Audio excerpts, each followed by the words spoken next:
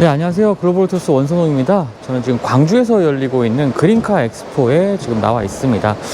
광주에도 역시나 이 다양한 이 자동차와 관련된, 특히나 이제 전기차라든지 자율주행 같은 다양한 최신 기술을 이제 개발하고 있는 뭐 부품사라든지 연구 기관들, 이런 기업들이 상당히 좀 많이 모여 있는데요. 이번 그 광주 그린카 엑스포를 통해서 이러한 기업들의 모습을 좀 한 자리에서 만나볼 수 있는 기회가 되는 것 같습니다. 자, 일단 광주 하면 최근에 이슈가 되고 있는 부분 중에 하나가 바로 이 캐스퍼죠. 캐스퍼는 이제 광주형 일자리 창출을 위해서 정부와 이제 기업이 협력한 이 결과물이라고 볼 수가 있겠는데요. 광주 글로벌 모터스에서 이제 캐스퍼가 생산이 되고 있고요. 지금 캐스퍼는 출시 이후에 굉장히 많은 인기를 얻고 있습니다. 단순하게 경차를 넘어서 이제 경차 스타일을 중시하는 젊은 세대들의 입맛에 맞는 차량을 좀 만들어냈다라는 평가도 받고 있는데요. 광주형 일자리 창출을 위한 현안은 지금 보고 계시는 이 보도에 잘 나와 있는 것 같습니다. 전국 각 지역뿐만 아니라 이제 광주 같은 경우에도 지금 한 이 정도 5,754억 원을 투자를 해서 경영 SUV가 개발이 됐고 지금 출시가 된 것이죠. 어쨌든 이 정부와 자동차 기업 간의 상생을 위한 그 방안이 나름 좀 좋은 성과물을 얻은 것 같아서 좀 반가운 일인 것 같고요. 앞으로도 또 이런 결과물들이 또 많이 나오지 않을까라는 생각도 하게 됩니다. 자, 한쪽에는 쌍용차의 전시관도 있네요. 이런 그 전시 엑스포 현장에서 쌍용차의 전시관을 보는 게 정말 좀 반가운 일이 되는 것 같은데요. 이번에 다음 주에 개최되죠. 서울 모빌리티 쇼. 기존에는 이제 서울 모터쇼라고 불렸던 서울 모빌리티 쇼에서는 현대 기아차 제네시스 브랜드만 참가하게 됩니다. 아쉽게도 이 쌍용차는 만나볼 수가 없는데요. 자, 이런 곳에라도 이렇게 만나볼 수가 있게 돼서 정말 반가운 것 같습니다. 자, 렉스턴 캠핑카가 전시가 되어 있네요. 렉스턴 스포츠 칸을 기반으로 한 캠핑카고요. 안을 잠깐 한번 살펴볼까요? 작은 싱크대도 있고요. 수납 공간도 굉장히 넉넉하게 잘 되어 있습니다. 당연히 평탄화도 잘 되어 있고요. 곳곳에 싱크대도 한쪽에는 또 보이는 부분도 있고, 곳곳에 수납 공간이라든지 편의 기능들이 잘 마련되어 있어서 활용하기가 좋을 것 같습니다. 기존의 차량들을 개조해서 이렇게 나오고 있는 캠핑카들이 요즘에 또 많은 분들이 좀 찾고 계시는 부분인 것 같아요. 덩치가 큰 캠핑카보다는 조금 더 소형화된 차량을 좀 캠핑카를 원하시는 분들에게는 좋은 선택이 될 것 같습니다. 자, 한쪽에는 렉스턴 스포츠 칸과 렉스턴 차량들도 전시가 되어 있고요. 자, 이쪽에 전시되어 있는 차량들은요, 무인 저속 차량이라고 불리는 차량들입니다. 특장차라고 보시면 되겠는데요. 기존의 내연기관 차량이 아니라 이제 전기 파워트레인을 통한 차량이라고 보실 수가 있겠고요. 더 중요한 것은 무인으로 이제 주행이 가능하다는 점입니다. 지금 보시는 차량은 무인 노면 청소 차량인데요. 리튬 인산철을 통해서 30kWh의 용량을 확보를 하고 있네요. 지금 작동되는 모습들, 차량의 주변을 확인하는 이러한 기능들이 있기 때문에 자율주행이 가능한 거죠. 앞에 보시면 라이다 센서들도 위치를 해 있고요. 차량의 주변에 이런 라이다 센서들을 통해서 차량 주변의 장애물을 확인을 하고 움직이게 되는 겁니다. 사실 일반적으로 생각할 때 자율주행차 하면은 수용 세단 형태의 이러한 자율주행차를 많이 좀 떠올리실 텐데요. 산업 분야로 좀 가보면 이런 차량들의 그 자율주행 기술을 좀 활용하는 것이 훨씬 더 빨리 아마 보급이 되지 않을까라고 생각하게 됩니다. 일단은 변수가 더 적죠. 항상 그 고정된 코스를 움직이는 차량이기도 하고, 이렇게 좀 목적이 확실한 차량이라면 그만큼 또 변수가 좀 적어지겠죠.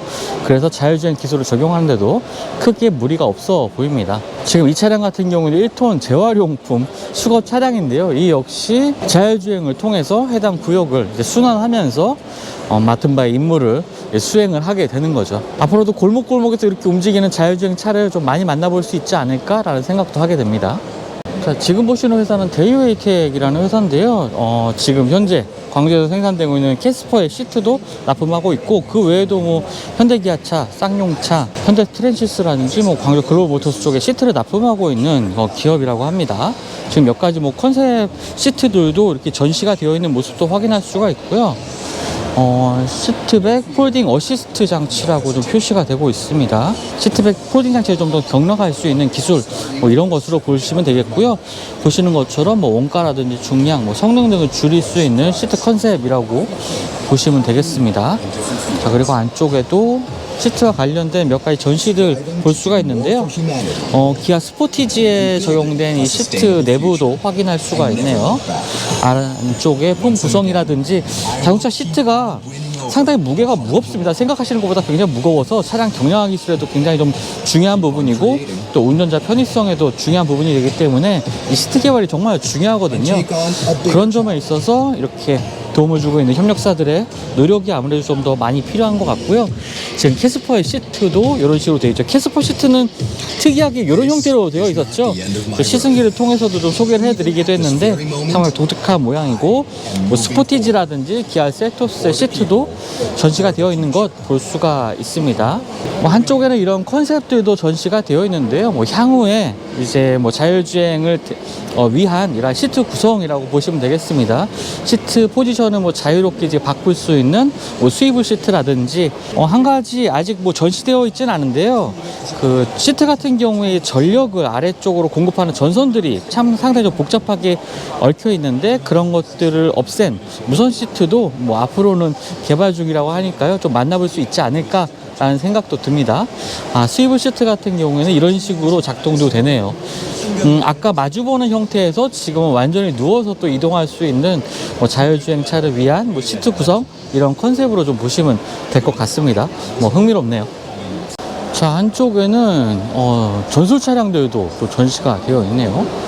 코비코라는 업체에서 생산하고 있는 이 전술 차량도 전시가 되어 있습니다. 뭐 차량의 크기가 수치상으로만 봐도 6m가 넘어가고요. 뭐 차량의 전고, 전폭도 2m가 훨씬 넘어가는 크기입니다.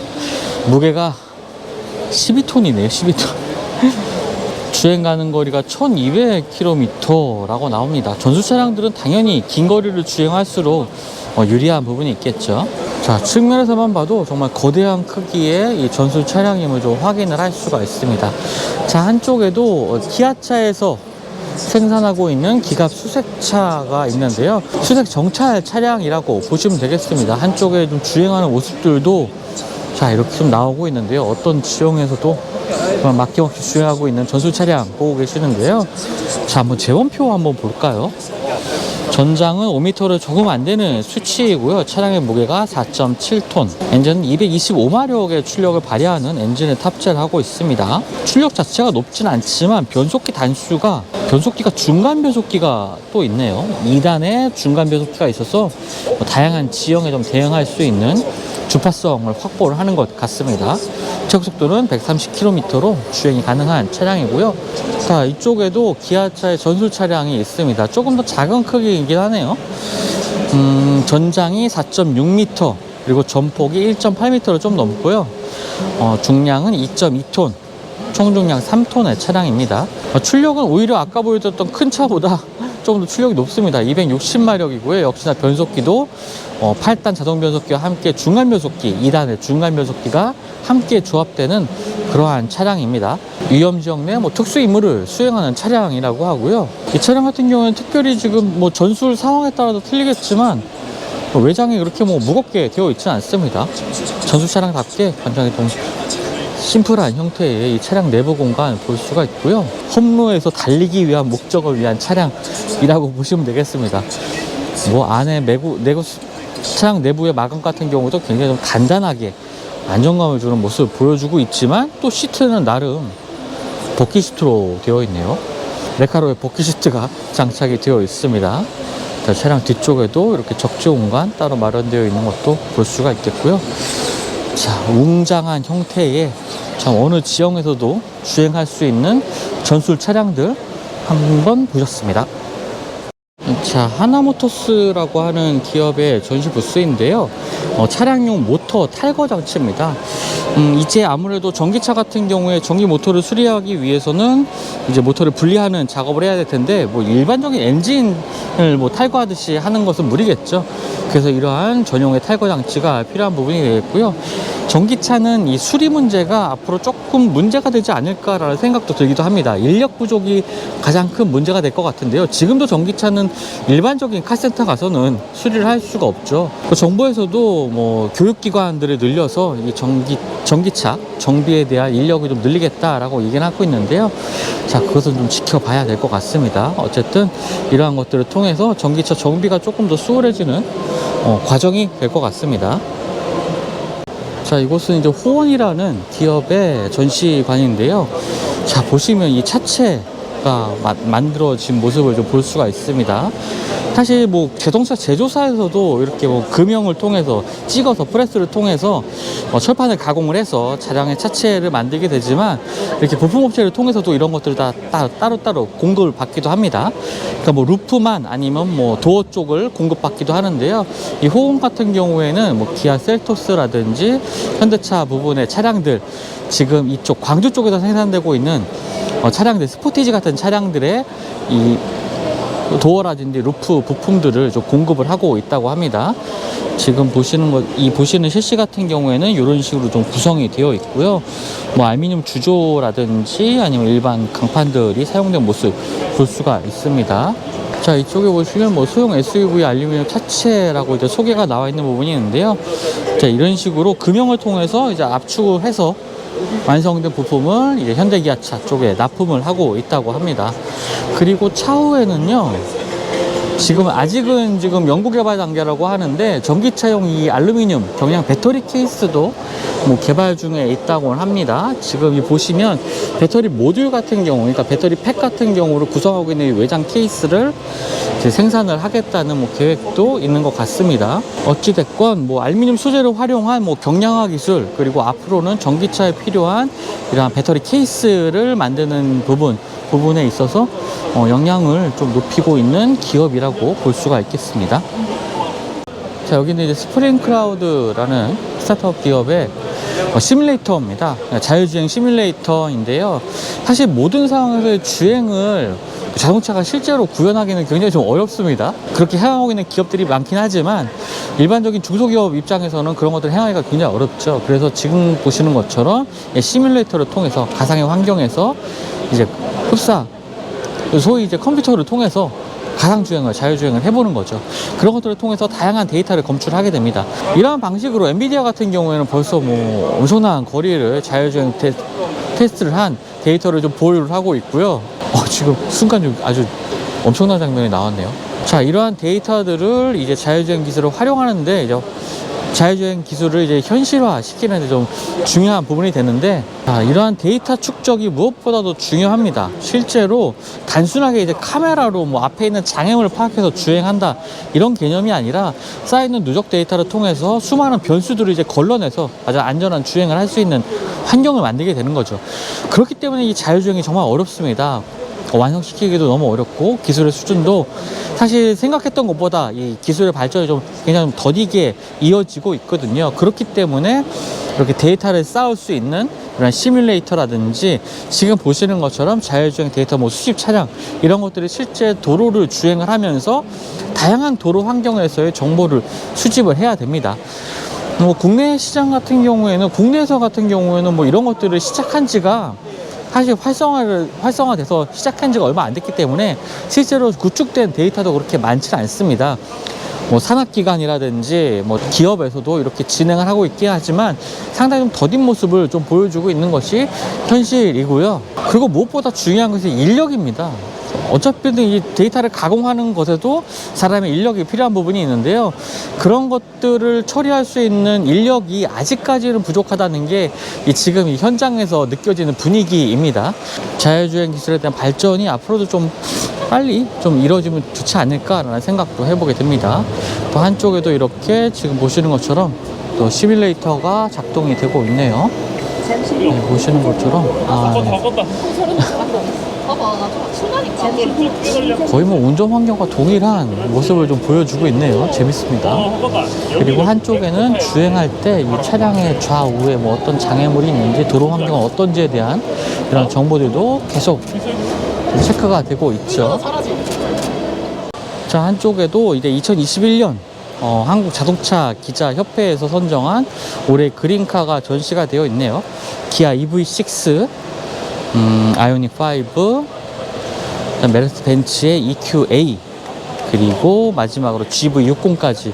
자, 모두 시승기를 통해서 다 소개를 해드린 차량이긴 했는데, 자, 이렇게 한 자리에서 보니까 저 국산 전기, 그러니까 국내에 출시되고 있는 전기차들이 정말 많아졌다는 생각이 들기도 합니다. 이 지금 전시된, 선정된 차량들 같은 경우에는 정말 이 전기차로서의 능력, 성능 부분에서 굉장히 좋은 모습을 보여줬던 차량들이기도 하죠. 또 그렇기 때문에 선정이 된 차량이라고 생각이 되고요.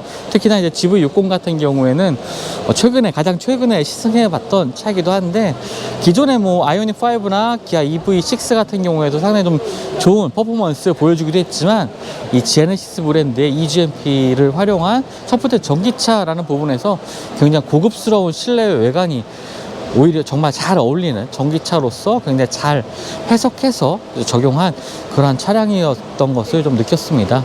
기회 되신다면 이 GV60 같은 경우는 꼭 한번 시승을 해 보셨으면 좋겠어요. 국산 전기차가 이 정도 수준까지 좀 올라와 있다라는 부분을 한번 느껴보셨으면 좋겠습니다. 네, 지금까지 광주 그린카 전시에 한번 짧게 한번 어떤 부스들이 있는지 특징의 부스들을 한번 소개를 해드렸고요. 전시되어 있는 것들 한번 소개를 해드렸습니다. 다음 주에 서울 모터쇼가 개최가 됩니다. 물론 좀 기대하시는 분들도 있고, 좀 많은 참가업체들이 좀 줄었기 때문에 실망하시는 분들도 계시겠지만, 좀 이렇게 지방에서 열리고 있는, 얼마 전에 소개해드렸던 뭐 대구 전기차 엑스포라든지 지금 보시는 이런 광주의 그린카 쇼 같은, 그린카 엑스포 같은 이런 행사들을 보면은 국내 그 전기차라든지 국내 전기차라든지 자율주행 기술들을 연구를 위한 다양한 이 기업들의 노력들을 좀 엿볼 수가 있었습니다. 그래서 앞으로 이러한 기술들이 빨리 좀 우리 생활 속에 더 가까이 좀 와줬으면 하는 바람도 생기게 됩니다. 지금까지 글로벌 투스 원선웅이었고요. 저도 다음 영상 통해서 만나 뵙도록 하겠습니다. 감사합니다.